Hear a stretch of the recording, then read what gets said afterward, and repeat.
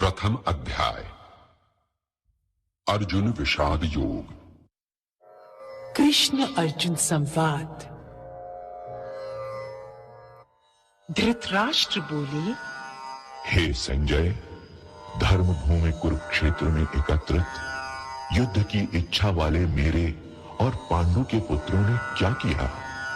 संजय बोले, उस समय राजा दुर्योधन ने व्यूह रचना युक्त पांडवों की सेना को देखकर और द्रोणाचार्य के पास जाकर ये वचन कहा, हे आचार्य, आपके बुद्धिमान शिष्य द्रुपद पुत्र धृष्टद्युम्न द्वारा व्यूहाकार खड़ी की हुई पांडु पुत्रों की इस बड़ी भारी सेना को देखिए। इस सेना में बड़े बड़े धनुषों वाले तथा युद्ध में भीम और अर्जुन के समान शूरवीर सात्यकी और विराट तथा महारथी राजा द्रुपद, धृष्टकेतु और चेकितान तथा बलवान काशीराज, पुरुजित, कुंती भोज और मनुष्यों में श्रेष्ठ शैब्य, पराक्रमी युधामन्यु तथा बलवान उत्तमौजा सुभद्रा पुत्र अभिमन्यु एवं द्रौपदी के पांचों पुत्र, ये सभी महारथी हैं। हे ब्राह्मण श्रेष्ठ, अपने पक्ष में भी जो प्रधान है उनको आप समझ लीजिए। आपकी जानकारी के लिए मेरी सेना के जो सेनापति हैं उनको बतलाता हूं। आप द्रोणाचार्य और पितामह भीष्म तथा कर्ण और संग्राम विजयी कृपाचार्य तथा वैसे ही अश्वत्थामा, विकर्ण और सोमदत्त का पुत्र भूरिश्रवा और भी मेरे लिए जीवन की आशा त्याग देने वाले बहुत से शूरवीर, अनेक प्रकार के शस्त्रास्त्रों से सुसज्जित और सब के सब युद्ध में चतुर हैं। भीष्म पितामह द्वारा रक्षित हमारी वो सेना सब प्रकार से अजेय है और भीम द्वारा रक्षित इन लोगों की ये सेना जीतने में सुगम है। इसलिए सब मोर्चों पर अपनी अपनी जगह स्थित रहते हुए आप लोग सभी निसंदेह भीष्म पितामह की ही सब ओर से रक्षा करें। कौरवों में वृद्ध बड़े प्रतापी पितामह भीष्म ने उस दुर्योधन के हृदय में हर्ष उत्पन्न करते हुए उच्च स्वर से सिंह की दहाड़ के समान गरज कर शंख बजाया। इसके पश्चात शंख और नगारे तथा ढोल, मृदंग और नरसिंघे आदि बाजे एक साथ ही बज उठे। उनका वो शब्द बड़ा भयंकर हुआ।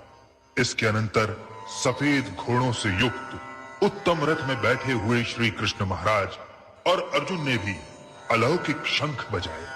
श्री कृष्ण महाराज ने पांचजन्य नामक, अर्जुन ने देवदत्त नामक और भयानक कर्म वाले भीमसेन ने पौंड्र नामक महाशंख बजाया।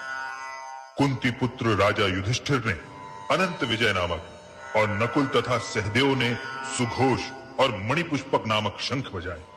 श्रेष्ठ धनुष वाले काशीराज और महारथी शिखंडी एवं धृष्टद्युम्न तथा राजा विराट और अजेय सात्यकी, राजा द्रुपद एवं द्रौपदी के पांचों पुत्र और बड़ी भुजा वाले सुभद्रा पुत्र अभिमन्यु, इन सभी ने, हे राजन, सब ओर से अलग अलग शंख बजाए और उस भयानक शब्द ने आकाश और पृथ्वी को भी गुंजाते हुए धार्त राष्ट्रों के अर्थात आपके पक्ष वालों के हृदय विदीर्ण कर दिए।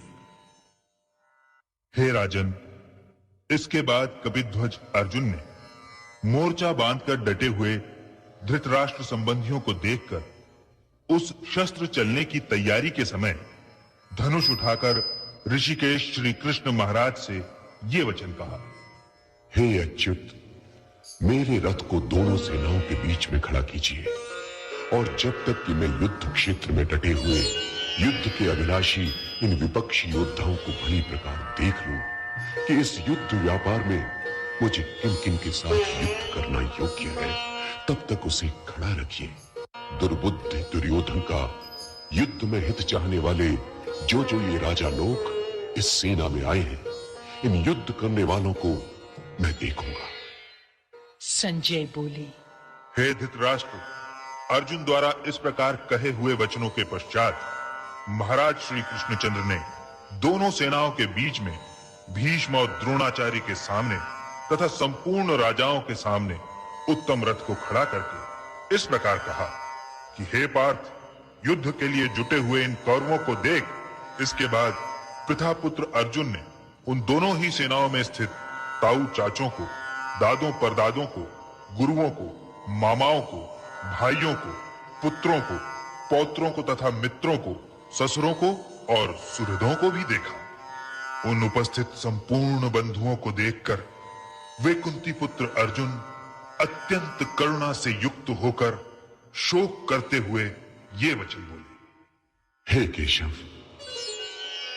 युद्ध क्षेत्र में डटे हुए युद्ध के अभिलाषी इस स्वजन समुदाय को देखकर मेरे अंग शिथिल हुए जा रहे हैं और मुख सूखा जा रहा है तथा मेरे शरीर में कंप एवं रोमांच हो रहा है।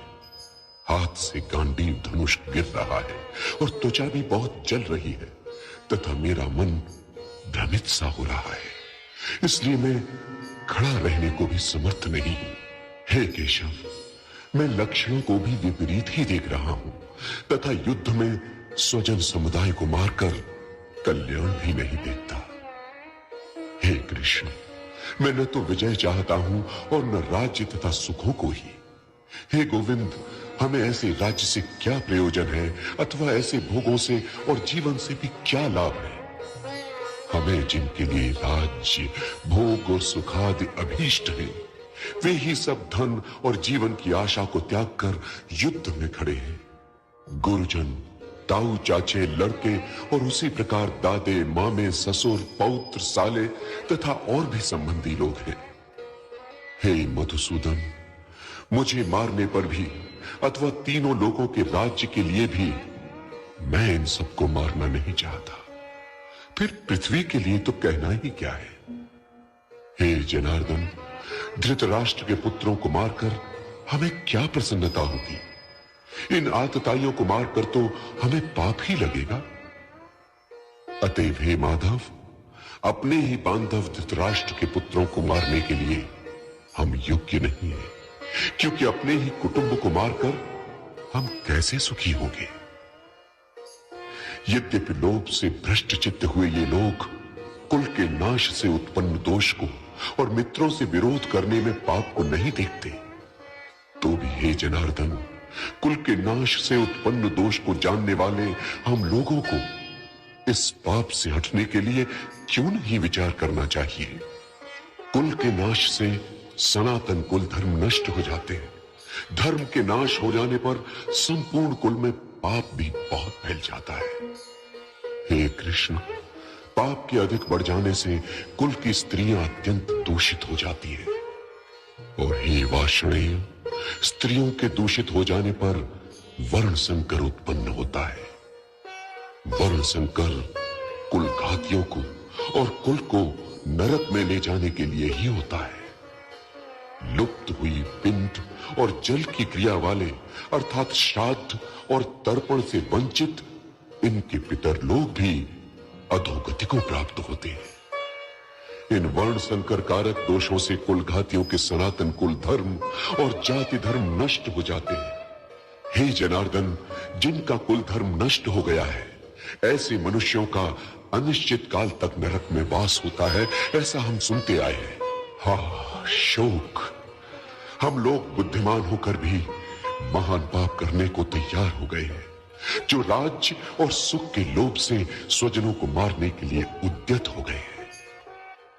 यदि मुझे शस्त्र रहित एवं सामना न करने वाले को शस्त्र हाथ में लिए हुए धृतराष्ट्र के पुत्र रण में मार डाले, तो वो मारना भी मेरे लिए अधिक कल्याणकारक होगा। संजय बोले। रणभूमि में शोक से उद्विग्न मन वाले अर्जुन इस प्रकार कहकर बाण सहित धनुष को त्याग कर रथ के पिछले भाग में बैठ गए।